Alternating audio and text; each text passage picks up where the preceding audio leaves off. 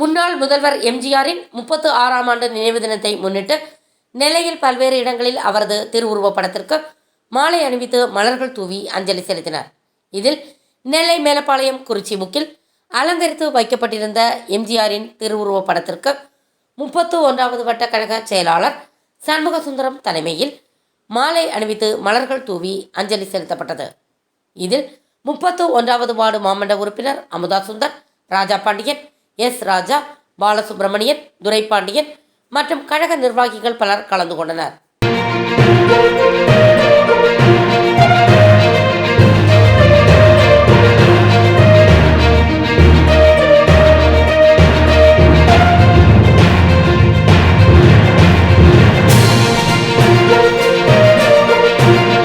Thanks for வாட்சிங் உண்மை செய்திகள்.